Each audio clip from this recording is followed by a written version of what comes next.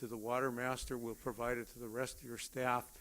But in order to take that data and attribute it specifically to each parcel is a big step. And the new form that your staff put out, and your staff, I've communicated with them at the meeting here. We were not consulted with regard to the form.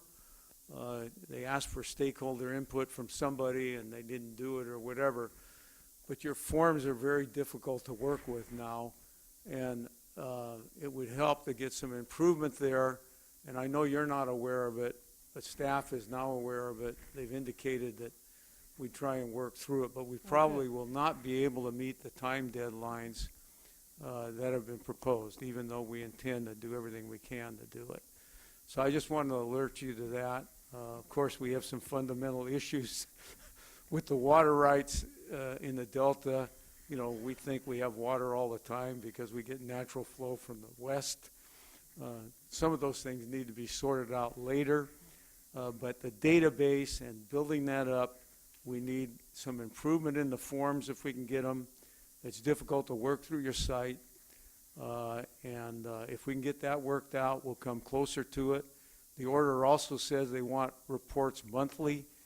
I don't know how we're going to do that and make it work, but we are willing to sit down with staff and try and help do it. So I just wanted to alert you that we may be coming back and appealing for some leniency on the time, but we will try and do the best we can to meet it.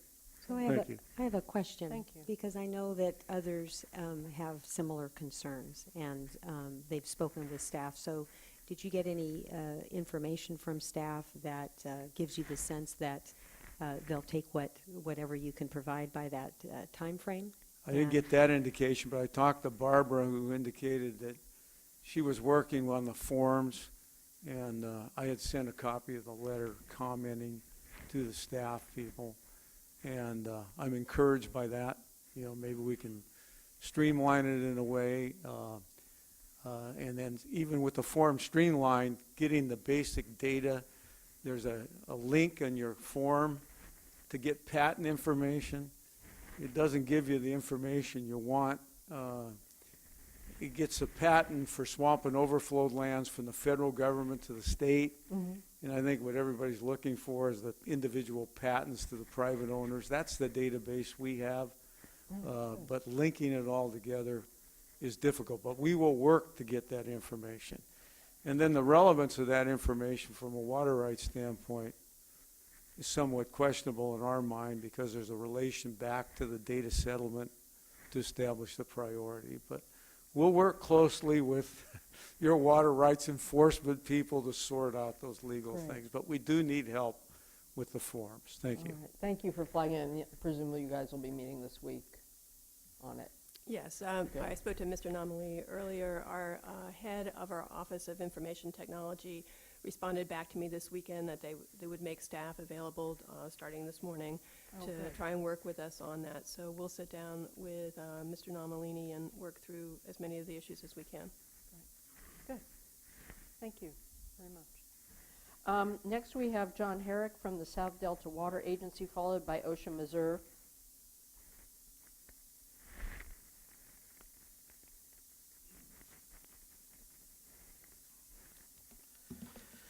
Thank you, Madam Chairman and board members. I don't know how Dante became the nice guy and I became the bad guy, but be that as it may. I'd like to echo Dante's comments, and I believe OSHA will be giving them too, about the difficulty in using the form. It's actually created an impossible situation for us. My personal problems are not yours, but I've got 200 different forms I'll be having to file, and it can't be done. Now, we're going to try to do this as best we can. We're going to try to get people to do as much as they can on their own. Mm-hmm. Without beating a dead horse, we've told you before, I've got farmers that don't have computers, so there's all this, effort to reach out to them, make sure they know what they're doing. They come by my office and throw it down and say, hey, what's going on? Get back to me. So the coordination of just meeting with these people, much less getting the information by, March 6th it's impossible. Now, we've done a little head start, but, I would like to say, without sounding too petty here, I wish somebody had just called me we had these same issues last year, right? And if somebody had said last summer, or September, John, you want to start matching patents to people's S numbers, that would have saved me hundreds of hours of work that I'm going to have to do now between now and March 6th. I mean, I don't want you to come away with this going, oh, it's, Dante says we're going to work through this, we've got a head start. This is really, really a mess.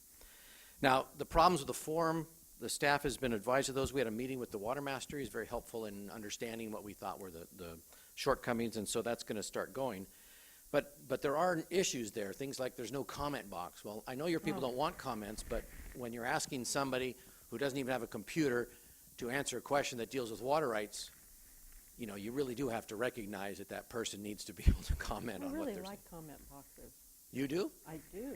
Well, then I'll take that as one yes vote. Anyway, these are the same issues that we covered last year. Dante talked about the web page. I'd like to touch briefly upon this patent issue because it's very, very important.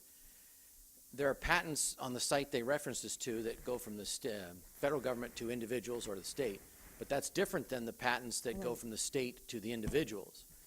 Now, this suggests to me that somebody's going to look at a patent date and say, now I can compare that to someone else's patent date or someone else's pre-1914 right and get a priority. That's not the way it works. Now, whether or not it's resolved in the law, there are all sorts of reflecting back in time, and there's joint ownership or co-ownership when the U.S. owned it all or most of it. Those issues aren't resolved. So if somebody's going to take a patent date of 71 in the Delta and compare it to somebody's pre-1914 right of 1869, that doesn't answer the question. So, and I'll get to what we should be doing instead. One of the other issues here is the notice. Sorry, I'm destroying your microphone. The notice includes people in the Woods Irrigation District as well as Woods Irrigation Company. Now, we've got a hearing set on their water rights. So are you asking me to present you with the information to prove up their water right in relation to other people before we have the hearing on their water right? That's interesting. Now, if you do that, and if they make a judgment on that, then I will appeal it to you, who's the judge in the hearing. So either before, during, or after the hearing on water rights, you're going to be making a decision on their water rights. I mean, those are kind of basic That's a fair point. bad things that are inherent in this. And there's other things going on, too. We've got some outstanding CDOs that haven't been resolved.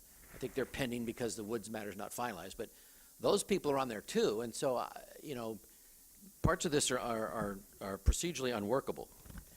Now, the result is, what should we do? Or the question is, what should we do? And everybody yells at me for not being cooperative, but what we need to do is to address these issues before we're in the bottom of the third year of a drought. This is the same problem, which we'll talk about at length tomorrow, which is this is the last minute again. We can't operate that way.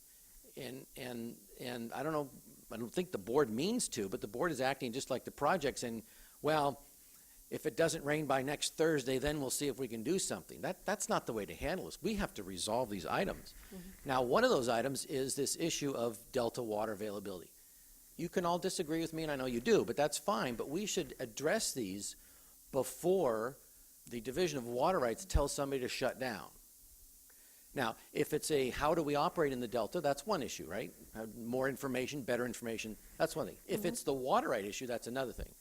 Now, nobody believes the Delta pool concept and our issue about water comes from the west, but let me just give you the example of why what we showed you last year we think resolves the issue.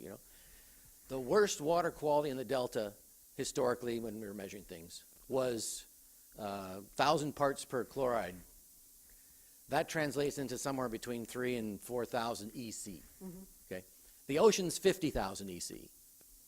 Okay, so there's this huge chunk of water. I won't use the word pool because that upsets everybody, but so there's water that goes back and forth. Some of it's 8 months old. Some of it's brand new. There's all these mixings of water. But if somebody's abutting that waterway, that huge chunk of water that never gets to be ocean water, never, then they have an argument about they always have a water right. Then you get into all the other issues. Well, do they have to pay for it? Is it somebody else's water in there? Those are legal issues, and I understand people may not agree with us. We think we've laid out the legal arguments, and nobody's addressed them except to say, well, you can't have a riparian right to ocean water, which is nonsensical, irrelevant, unsupportable conclusion, but let's just go through the process. Let's have a workshop on Delta hydraulics. You can even order me not to call my own witness. I'll just cross-examine the modelers at DWR I work with, and then you'll know, right? Then we can have a hearing on the legal issues. And you don't have to, it doesn't have to be an absolute resolution of the issues, but you can say, here's what we've done, here's what we've decided, and then you've decided, we all know the rules, and they're either appealed or they're not, and the court either determines or not. But we're not. We're in this morass of somebody thinking that if they demand information in a short term from Delta water rights people will somehow address things, will somehow solve things. Mr. I don't think anybody said that this would be the only thing we would do. I think we are interested in resolving those issues. But I appreciate the that. information's important too. I appreciate that, but what's going to happen is, excuse me for looking ahead in the future, is that people who can't comply or don't give enough information because we have a comment box which, you know, caveats everything, then the next thing they're going to get is a CDO that says, you haven't complied, that's what the order says, you haven't complied with the demand for information, so we're going to tell you not to irrigate, not to divert. So that's what's coming up. So again, I apologize, but I'm admonishing you guys, we should have had these hearings months ago. I mean, I don't know why now that we're going to have a horrible drought year again, we've waited until now. And the reason I'm upset is because it presents me with an insolvable problem, you know. Now, lastly, I'd like to say, And then, because you're way over your time, but Oh. it was interesting. can I say one more thing? You can't? Inherent in these issues is this whole idea of who gets how much water, right? That's what we're trying to figure out. Okay, we just had a short presentation on Term 91. Term 91 has an absolute line, right? Whatever the calculation is, or right or wrong. When you cross that line, you can't divert, right? Where's that line for the projects? Where's that point where they so cannot meet their obligations that they can't divert?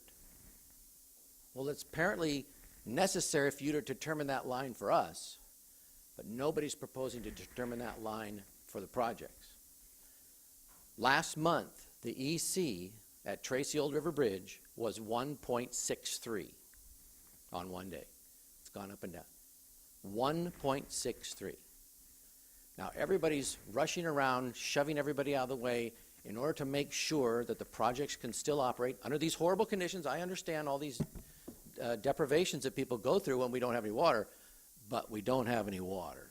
Nobody's instituting a program to see what we can do to protect the South Delta diverters, assuming one or two of them are legal. But that's a huge problem that you have 1.63 EC in the channel there, and instead of addressing that, we're demanding somebody come up with documents proving the use of their property back in 1882. That's the wrong approach, and I don't know how it's defensible.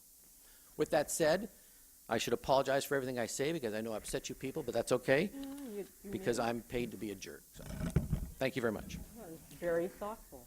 And then I'm going to take a break after this item, and you might want to talk with our staff as long as they're all here on And- anything, and- if you and- haven't already. On the issue of timing, while perhaps having it last year would have been a really good idea, and you know, I take that point, and we can discuss that. But this is not the last year of a drought. I mean, with climate change, we're going to be seeing this. So we're really we've got to start getting this right. So it's not too late. We're not at the bottom. We're somewhere, you know, kind of toward the top. And, you know, so why not get started now?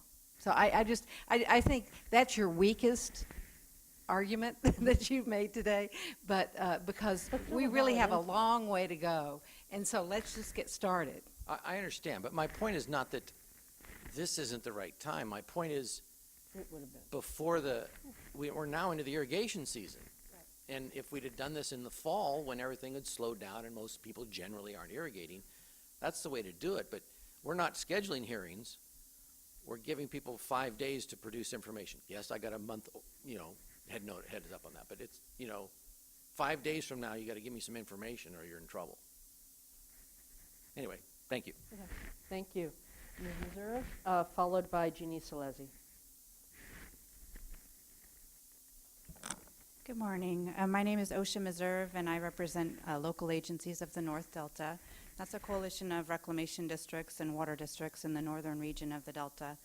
And I've submitted a letter that details some of the comments that we have on the form in the order late on Friday. And also I wanted to note that several farmers and diverters are here today to show you that, they're concerned with being able to comply with the order and the reporting form within the time period. And just, I don't want to repeat any of the comments from Dante and John, but I want to point out that, look, starting in 2010, these water rights within the Delta and other pre-14 and riparian rights were required to start reporting water use for the first time. And so, and I and others with the board staff worked really hard to bring people into compliance with these requirements. And we had a very good record of compliance, and the water master the last time around reported that these indeed are some of the oldest most established water rights in the entire state. Now 5 years later, just after the requirement was changed, diverters are being asked to, on an emergency basis, to provide a variety of information and documentation, mostly with less than 30 days notice. Now these water rights are by definition the oldest and the most difficult to substantiate with documentation. So there's no reason that the diverters in question here, and I counted maybe about 300 that I think are within the northern Delta area, would have the documentary evidence that the order refers to already in their possession. And there's also no specific complaints have been filed with respect to any of the diverters on the list with respect to their rights being invalid or making unlawful diversion. So the burden's really been put, we believe, unfairly on these diverters.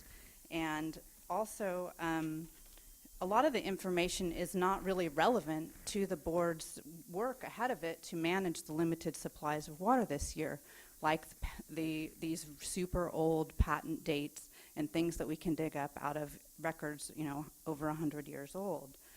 So we request that the order be modified and the form be modified to narrow the request to that information that is really needed by the board in this curtailment process that we expect to happen later this year. Additional time will be needed to obtain the other historic documents. The legal questions regarding severance and non-use, they need to be removed from this form. They request admissions against interest. They're very complex legal issues, as your staff and people should not be asked to answer these questions within the time period provided. We want to work with the board staff to refine the form, and also because multiple bases for water rights, has been pointed out earlier, are there. We want to make sure you don't end up with too big of a number and curtail other more junior water users too soon. And but the thing is that water rights holders need to be able to report their multiple bases, which are legitimate, on these forms, and so that needs to be resolved. It is not resolved on this form. And let's see, so there's a quick list of problems at the end of the letter that I jotted down, and we really appreciate the ability to work with board staff and the water master on these issues. We want to comply, but we need a reasonable path to get there, and the order in its current form, the online reform in its current form, is not that. Thanks. Thanks. I encourage you to take advantage of the break and after as well. Ms. Alesi, followed by Deirdre Desjardins.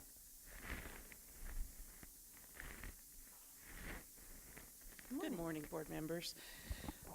Jeannie Zalesi, General Counsel for Bannock-Carbona Irrigation District, Patterson Irrigation District, the West Side Irrigation District, and West Stanislaus Irrigation District. And I want to just take a few minutes to actually talk about the dry year report. I want to thank staff for taking the time to put it together, and we do realize the time and effort that took, and the real time that they spent looking at some of the issues that plagued us last year and trying to come up with solutions. I just want to highlight some of our concern with things that we don't believe were sufficiently addressed in the report. And I'll refer you to, and staff, to the October 15th, 2014 comment letter that the district submitted that raised several of these issues. First, with water availability, we're still concerned in the short run with how water availability will be determined. We like the way the report is looking at long-term solutions to this, but long-term solutions don't help us this year. And I understand that we do need to look at the long term because we may not be done with this, but you have to realize that some of the people who are being curtailed may not be around in the long term if they're curtailed improperly. They might not make it through another year. So we're concerned with using CDEC stations to determine measured flow or natural flow. As we pointed out, many times it's highly dependent on the station, and sometimes the stations are not the correct ones. Stations located below reservoirs, for example, don't reflect natural flow, and it ignores the natural flow coming in above them. So we need to be focused if we're using stations, and we need additional information a lot of time in addition to what's showing at that station. In addition to stations, natural flow is not just what is measured there.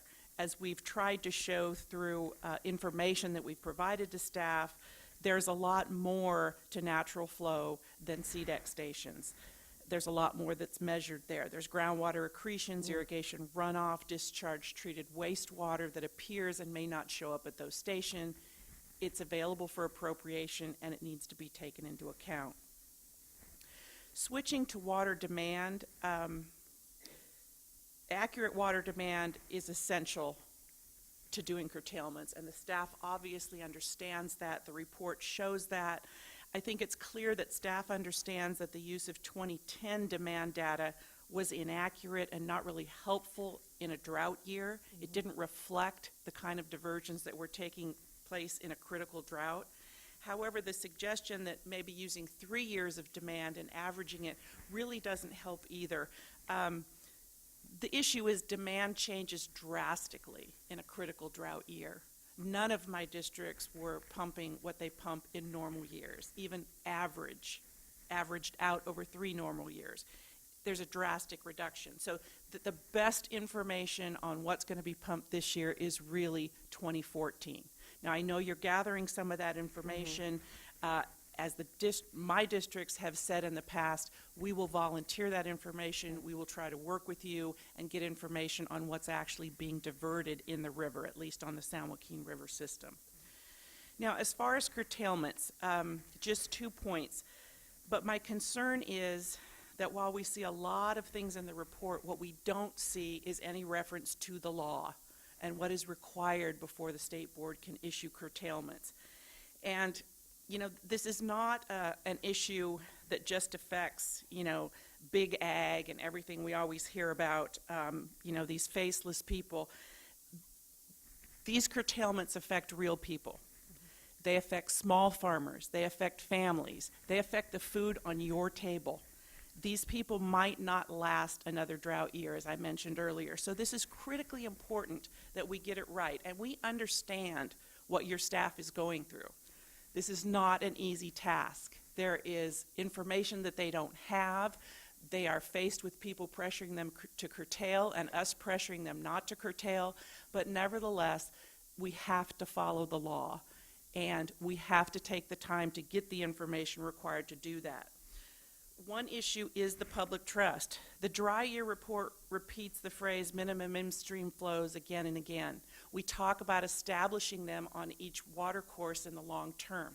We don't have the benefit of that now.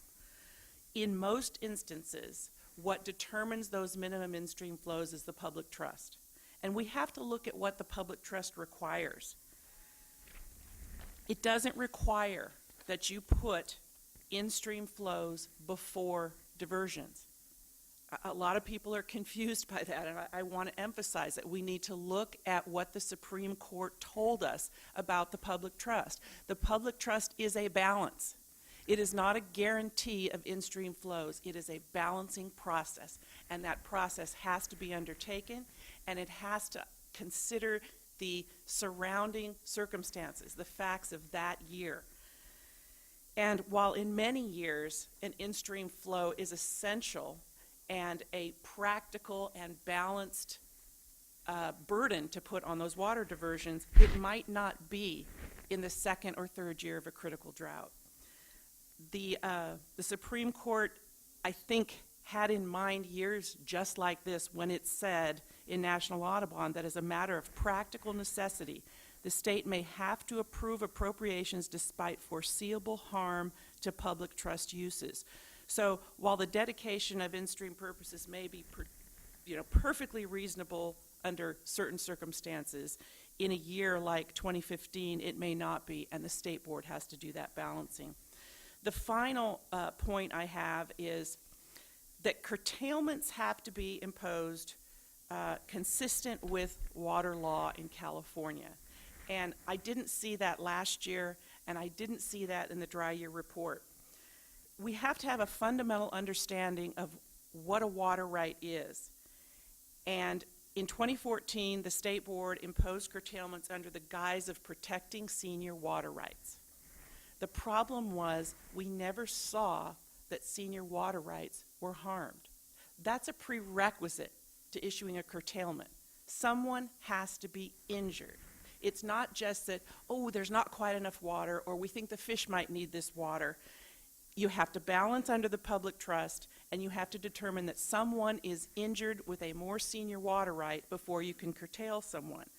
A junior appropriator in California has the right to validly exercise their water right in accordance with its terms and conditions, provided no senior water right holder is materially injured.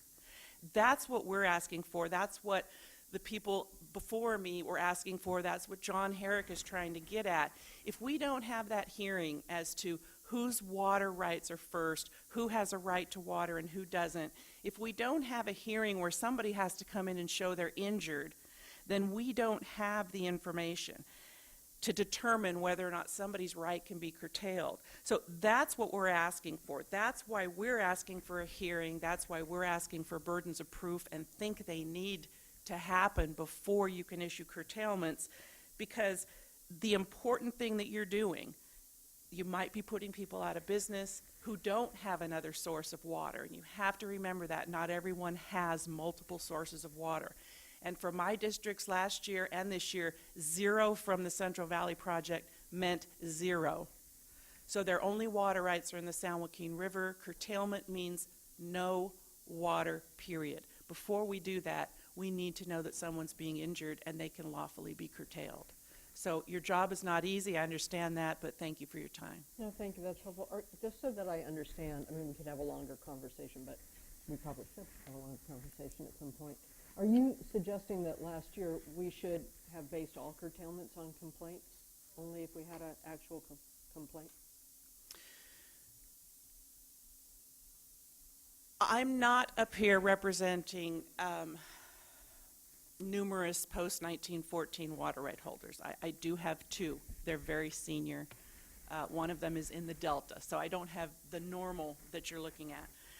In some circumstances, I believe, when you know the data on who is a pre-14 that's diverting, who is a riparian, and you don't have enough water, you may be able to curtail.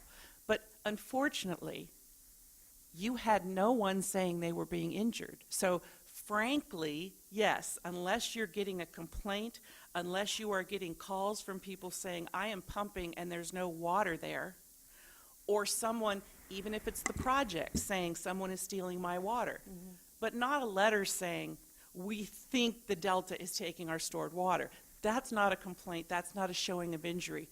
You do have to have some showing of injury. It doesn't have to be a complaint, but it has to be factual. Do you have legal authority that you could cite regarding the need to have a complaint? Or Not a the need complaint, to have I'm a sorry, complaint, not a yeah. complaint, but Showing of injury? right. Absolutely. I can provide you with that. Thank you. Thank you very much. Yeah, always very thoughtful. Hello, Hello thank again. you for, I also have done a lot of research on dry year use in the Sacramento Valley. And I wanted to follow her comment about balancing the public trust up. The Watershed Protection Act states that the operation of the projects shall not deprive the areas of origin of water needed for beneficial uses. It does not say except in drought years. It says shall not. That means their needs for all beneficial uses, including in-stream flows, including water for salinity control in the delta, and including irrigation, are primary. When I looked, and when the board issued permits for the State Water Project and the Central Valley Project, it was clear, particularly with the Bureau's permit in Decision 990, they stated you will make contracts for stored water with Shasta Dam, and that will have a priority for stored water over exports. And they made contracts for 2.1 million acre feet. There was 1.2 million acre feet delivered in 2014, and another 295,000 acre feet that was transferred. The State Water Project has the Feather River Service Area contractors that divert right out of Thermalito. They got over 900,000 acre feet, I believe. And this was the priority system working. That's why there wasn't water for export, because the areas of origin got their water first. That's the way the board mandated it in the decisions granting the permits. The issue before the board, and I believe that curtailment was appropriate given the board has dealt with the issue of the Watershed Protection Act by continuing to issue permits as cities have come online and they need more water, said you can divert in the areas of origin in the Sacramento Valley. You can go ahead and divert, but we may have to curtail you if there isn't enough water in the watershed. So, you know, according to that process, you're trying to extend the process in the dry year. There is a real problem in that you're using permit 1927 permit holders who are curtailed to provide you with curtailment analysis. And what I found when I looked at the Sacramento Valley use was that there was a huge, the vast majority of the depletion, I'm still mapping out all the water rights, but it was well in excess of 85%, and the stretches I looked at was by the Sacramento settlement contractors. The problem was they did have a contract to divert stored water, and the problem was a lot of them were post-1914, and a number of them also had a mix of pre-1914 and post-1914 water users, and they kept diverting under their permit with the Bureau, but under their contract with the Bureau. But the Bureau's permit to divert water along the Sacramento River was 1927, and that was also curtailed. So you had a large number of diversions happening, which were against curtailments. I think Weren't they diverting from stored water? they were diverting from stored water, but your curtailment notice did not state you may divert from stored water, and I think you need to, the board needed, the Central Valley Project needed to apply for an exception for those users to state that they were only going to divert stored water and to account for the supplemental water that was provided for those users. And I think this is essential. Mm-hmm. You cannot do the kind of unimpaired flow analysis that you're doing. I found that the supplemental water, there's a substantial bypass flow. Even in a drought, there's substantial inflows to Shasta, to Oroville, to Folsom. There isn't that much water that's required for in-stream flows, except that there's these very substantial demands from the settlement contractors. At one point, the project was having to provide, in July, 5,000 acre feet just to get the flow, the required flow at Wilkins Slough. So it's essential. I understand the project about curtailment, but yes, El Dorado Irrigation District, the decision stated you can curtail more senior water rights users, but you have to curtail more junior water rights users first, and that includes the projects. And you also need to ask the projects their right to divert water in the delta. If it's unstored flows or it's these in-stream flows that they're providing, if they're declaring them to be abandoned flows, that's curtailed. And there's no accounting for what they're diverting. And I found that in a number of months, and I'll get into it more tomorrow, but there in a number of months, they were diverting in-stream flows that they were providing upstream. And so that accounting is essential if you're to provide valid curtailments for anyone prior to 1927. Thank you. So I I encourage you to also follow up with our team during the Yeah, I would, and I'm pulling together a database that I'm calling SAC flow, like day flow, and I pulled all the CDEX sensor data on the Sacramento River, and you can map depletions, and I'm mapping the settlement contractors onto the stretches between the sensors, and you will be able to know what percentage of depletions came from each of the settlement contractors, and you'll have an independent analysis. And I hope the Bureau will follow up by starting to provide this data to the board, because you need better information about what actually happened. Thank you very much.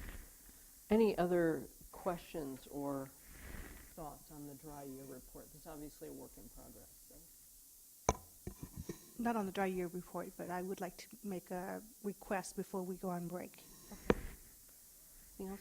Thank you. I think it's very good work, and thank you all for your comments. We're obviously engaged in trying to move forward on this, make decisions, clarify some more things that have been needing clarification for quite some time. So I always think it's better late than never. So appreciate that, and we'll just consider this an ongoing conversation. I don't think there's any action. Is there action? Oh, there's one more card. I have another one. Well, silly me. Mr. Newhart, Tim Newhart from Steamboat Acres, followed by Joseph Ray from PG&E. My apologies.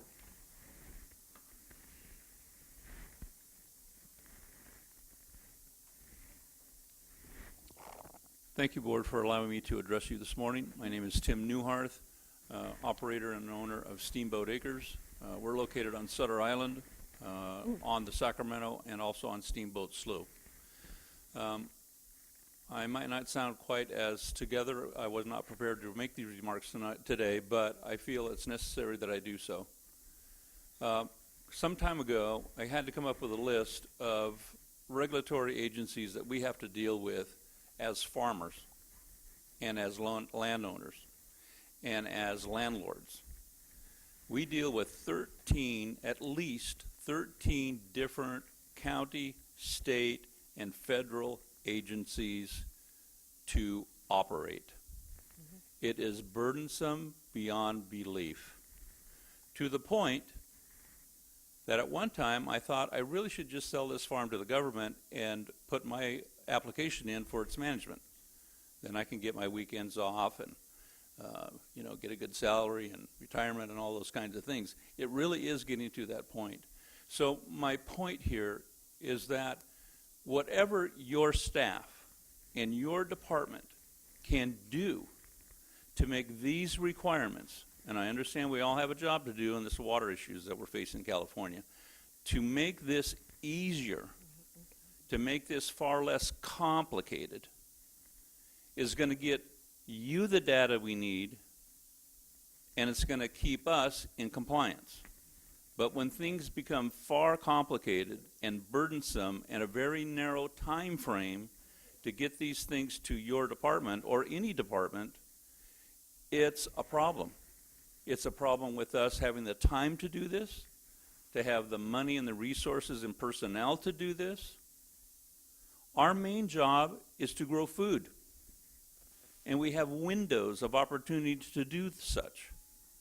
Once those windows of opportunity go by, we can't go back and reclaim the spring That's already gone. And we've missed our opportunities to do what we're supposed to do, and that's provide food and fiber for many, many people.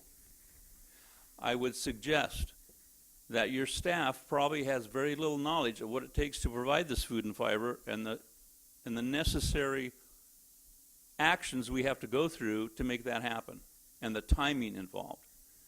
It would behoove your staff in your department to have close contacts and have long discussions with people who represent us.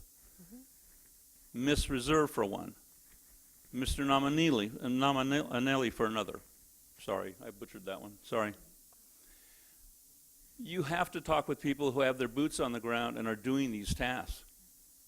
Because there's a huge, in our opinion, a huge separation between what goes on in government and what they think is the right thing to do versus what we actually have to do on our land and on our farms.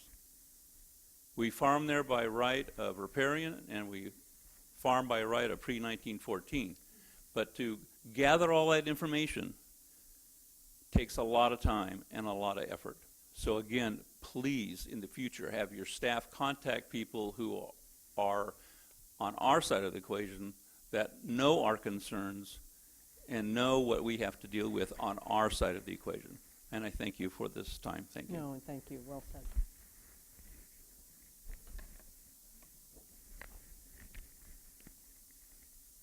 Mr. Rick? Morning. It's a pleasure to be here. Thank you for giving me a little bit of time. My comments will be very brief. I wanted to address again, the form that's been addressed several times today already. I have three issues. The first one is the easiest one, providing the data for 2014. Normally, I would be providing this data by June 30th, so moving the time clock up is it's somewhat onerous, but I'm going to get it done. We'll get that done. It's kind of a complicated process since we have multiple rights on the same streams, and I have to make sure that I'm assigning the right diversions to the correct rights. That will be done. The second issue then is providing the forecast of what we intend to divert this year. That's more tricky. Mother Nature will decide that for us. We'll make our best estimates based on current information. Any kind of forecast will change as we get more data, but that'll be harder to provide, but we will provide that also in the time period required. The last issue, though, is providing documentation of rights that are 150, in some cases 160 years old, especially copies of original filings. Trying to get that done by March 6th, I can't guarantee we're going to be able to do that. So what I would request, as others have done, is that we might have some leeway on that one, that we're going to do our best, but that will be the most difficult to provide by the time period. Those are my Thank you. comments. No, appreciate that. So we have gotten a tremendous amount of issues, suggestions, et cetera, whether comment card, timing, or challenge. So I would encourage folks, we're going to take a break now. That will go for 15 minutes until 10 of 11. You won't get it all discussed in that, but I want to make sure people make contact with our staff down here for future, and they'll be coming back to us with recommendations on this. Thank you. And now. Yes, before we break though, if, my understanding is there are no comment cards for item 6, so with your concurrence, I would like to move that item for adoption with the change sheet, which I believe responds to the 2 comment letters that we received earlier. Second? And, first, it's not so much at this point that we're actually voting on it. The motion is to take it out of order, or if the board just wants to concur with that. But I would recommend surveying the audience to make sure that somebody just didn't put a card in at this point because they were waiting for the item to get closer. And assuming that there is nobody and the board wants to move forward, then a motion would be in order. So, you mean right now, as opposed to right after the break? No, right now, yes. All right. Is there anyone who wants to comment on item 6? Seeing none, so moved with the change sheet. Still a second. All right, and then I would just suggest that if someone does show up after the break because they were listening on the web and didn't think we were going to get to it for a little while, that we'll reopen it. That's what I would do. And I'll make that, I'm going to vote for the item so that I can make a motion to reconsider if someone else shows up later. I would like to state, like I stated before for the record, that the change sheet responded to and made amendments based on the 2 written comment letters that we received, which I believe addressed those concerns. I know, but people can just show up and talk if they want to. They don't have to do written comments. So, with that, I have, Yeah. So, not to beat a dead horse, but on the informational order. oh, I'm sorry, sure, Okay. of course. I was in a meeting last week with representatives from NACWA where they raised a lot of the same concerns, and we heard from a number of people today. I'm just not quite sure where all this is headed, and I think that I try to put myself, I think we definitely have the justification to ask for this information. It's essential information, and I would strongly encourage those that receive the order to comply. But at the same time, I kind of put myself in their shoes and think if the forum has so many questions and I'm not able to get the information by the time frame, and as one commenter indicated, concern about getting a cease and desist order. Personally, I don't think that's where we're headed, but I can't speak for enforcement. But I think that we need to get some information out ASAP, and I know we've already talked about that, but ASAP, in other words, within like the next 48 hours or so that those that are subject to filling out this form can have some assurance that in short order, that we're asking them to do the best they can. And that the point behind this is to get additional information and not to go out there in an unwieldy way and shut people off. So, for example, if we're able to, and I don't want to guess where staff would be headed on this, but after sitting down and talking with the folks that have presented here today, and then also NACWA, where they raise a lot of similar concerns, if you arrive at the conclusion that it needs to have a comment section, or that the form could be further refined, or that there could be, an additional notice sent out specifying some further clarification. It would be terrific if that could be done within about 48 hours. I'm being arbitrary on the date, but you get what I'm saying, sooner rather than later. Yeah, it shouldn't wait till the next board meeting, so. No, I certainly understand, Board Member.